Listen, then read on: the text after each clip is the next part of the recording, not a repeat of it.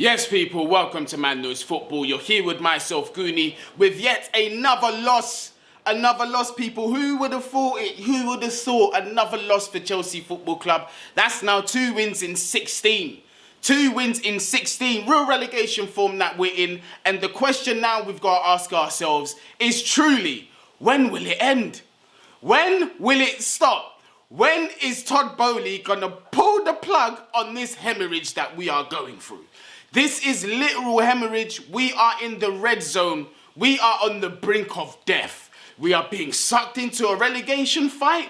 Sooner rather than later, a decision needs to be made. All of this patience process, you got to go with the long term. Bollocks. I'm not trying to hear it today. I'm absolutely not. I kept quiet. I said, while there's 90 minutes on the clock, before that ref blows his whistle, I'm going to keep my mouth shut. Why? Because there's still opportunities to win the game. Regardless of how I felt it wasn't going to happen, yeah, I just still had to keep my mouth shut. But what I saw yet again today, could you imagine? Back-to-back losses, yeah, to caretaker managers. One sat in 20th place, yeah, and this one being Spurs at what was once dubbed the 3-point lane for us. What did I tell you lot? I wasn't optimistic about this. Why? What was I shown? What was I shown before this game? Yeah, but obviously, before I get into this, people, smash that subscribe button, help us get up to 20k, leave your thoughts down there in the comments, hit the thumbs up. If you want to support the channel any further, hit that super thanks and join the membership as well. We're going to get into it. We're going to get right into the exciting London derby, which, by the way, the atmosphere at the stadium was horrible. Tottenham fans, based on that, you lot should be ashamed of yourself. An atmosphere like that, when you're winning and you're up, just quiet, library settings, or is it a thing where you lot turned up expecting to beat Chelsea? This is just the norm, because I wouldn't blame you if you thought so based on the performance that you saw us put in. So, we're going to get straight into it. Let's look at the lineup. So, the lineup is as follows. Kepa in goal, James, Thiago Silva, Koulibaly, Chilwell, Enzo, Loftus-Cheek, Sterling, João Felix, Ziyech, and Kai Havertz. Ha! Listen. Hey, I'm going mad. I'm going absolutely mad because even when I read this, it makes me absolutely crazy. I sent a voice note to Eunice. When I saw this lineup, I sent a voice note to Eunice. Do you know what I said in this voice note, people? I said, this lineup on its own is a sackable offence. It's an absolute sackable offence with what's available to you, a week's rest, and you gave them 3 days of rest on top of that, although us fans that know nothing, yeah, thought it was a bad idea. We're thinking with all the bad performances, maybe it's about time that you put in extra work on the training field. I don't know. But we was given the excuse, oh, we travelled to Dortmund. Oh, we had this game against Southampton. It's never any accountability, is it? Yeah, and I don't even take time to listen to the post-match from the manager because I'll end up just taking my expensive TV off the wall and just dash it out the window. Yeah? Don't even care where it goes. It might just lick a man from the boom and it's game over. That's what I'm saying. I can't do it. This man has gotten to me this much that I can't listen to what he's got to say. You see, when I see the camera turn to him, I got to look away from the TV. It makes me vex, blood. But this lineup here, with what you've got available to you, is absolutely criminal, right? Our best partnership up until this point, for some reason, you decide to change for a derby game that you know Chelsea fans don't want to lose, by the way. Doesn't matter if we're sitting in 20th. This is not a game that we want to fucking lose. Yeah? And you go with Thiago Silva and Koulibaly, who's looking like my African uncle. This man is looking like an uncle out there. He's not looking like a football player.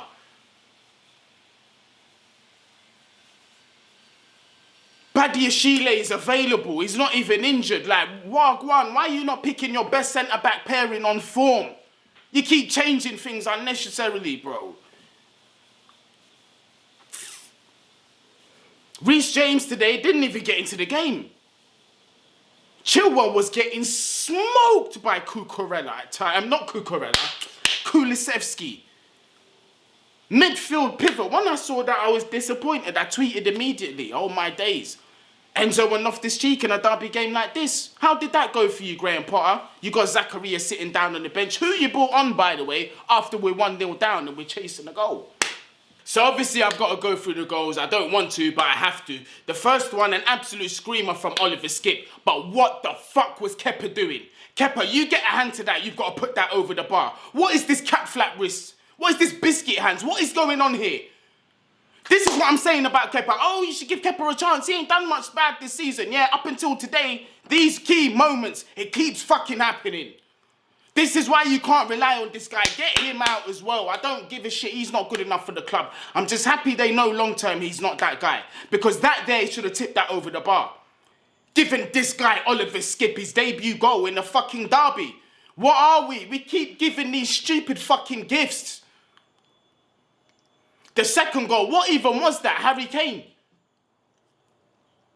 They weren't even aware of what was going on. Switched off completely. And during this time, Mudryk and Aubameyang are about to come on the pitch.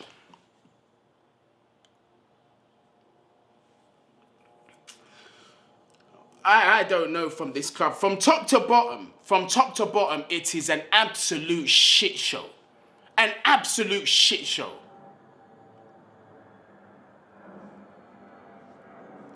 I don't even know what Hakim Ziyech's role was. What was he, a right wing? Was he a wing back? Was he a winger?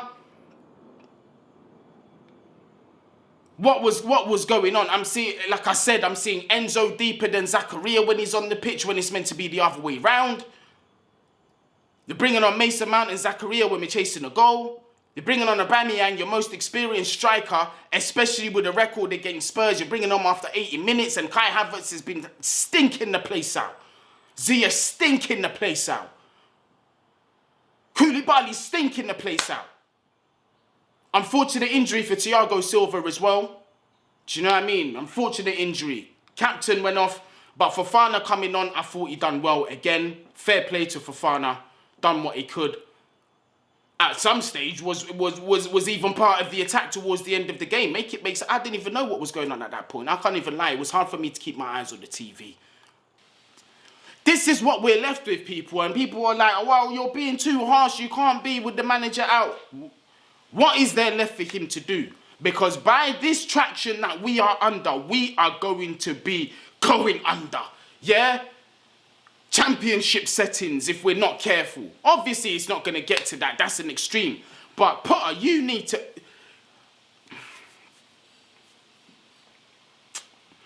On top of that... On top of that, you've got Noni Madueke, who's available, who's an ex-Spurs player as well, but you start Hakim Ziyech. Kai Havertz, I'm tired of it. I'm sick of it. Why? Why are you persisting with this guy? Why are you persisting with this guy? You've got Aubameyang on the bench, ex-Arsenal, who has got a good goal-scoring record against him. Yeah, you brought him on with 10 minutes to go. With 10 minutes to go. He should have started the game. The lineup that made sense, right? The lineup that made everybody knew what it was. Kepa in goal, Reece James, Badiashile, Thiago Silva, Ben Chilwell, Enzo, Zakaria, João Felix, Mudryk, Madueke, and Aubameyang. That's what we should have started with. Do you know what? I'm even getting to a point, even if we did start them, would it have been any different? I noticed the difference when Zakaria came on. There was a lot more balance, but even with that, Enzo was still the deepest line midfielder. What one? It's decisions like this. Anytime Enzo got involved in the final third, you can see the creative spark that was there. But yet, when you brought on Zakaria, who should have started the game anyway, and we're 1-0 down, you have Enzo sitting at the base of the midfield still. Is this what his long-term is going to be? Under this manager, is that what Enzo's long-term is going to be? Nah, not for me. Not for me. The first half we started off well. We started off with pressure. We literally gave Spurs everything that we had within those first 15, 20 minutes, however long it was. And then from there, just like a bad stock in the Dow Jones, That was it. Capitulation settings. That was it. Had opportunities to score, but like the pretenders that we are, we get into the box and do fucking nothing. Do you know what I mean? We do absolutely nothing. Fraser Forster in goal, begging to be tested. Easy day in the office for him. As usual. As usual. Players today, stinkers everywhere. Stinkers everywhere. How we came out in the second half with the same players, how Hakim Ziyech was still on the pitch after that red card incident, by the way. He's lucky that it even went that way, because that could have gone either way regardless. To me, I'm happy it didn't. Do you know what I mean? We got to keep 11 men on the pitch. But if he got sent off, I would have understood the decision. But you still persisted to keep him on for as long as you did. 1-0 down. We're chasing the goal. What's your solution? You bring on Mason Mount and Dennis Zakaria? Aubameyang. Do you know what happened? The camera turned to Aubameyang. Whoop. Aubameyang sitting there, looking like he's been warming up and that. He's like, should I put my coat on? Nobody understood the decisions. Yeah, Aubameyang eventually came on, but after 80 minutes, we can't even get the ball to him. This manager is out of his depth. I'm very much for a long-term plan and trying to keep somebody in place to sustain some kind of philosophy and some kind of football.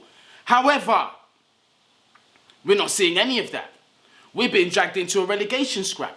We need to be concerned about finishing top half of the table. You think that's a joke? You think it's banter when I say that? No, it's true, because now I think Aston Villa are 1 point behind us in 11th place. So we're being dragged slowly into this relegation scrap. How many games have we played in the Premier League? How many games are left in the Prem? How many games are left of this season? So let me check. Premier League. Yeah, let's see this table. Interesting. Let me see. Let me see. So Chelsea so far have played 24 games. There's 14 games remaining. I cannot see where a win is coming from. I can't see where our wins are coming from. So based on that, with 14 wins left, and we have 31 points, we're not even at the promised land of 40. We still need another 9 to get there. We are 10 points off relegation.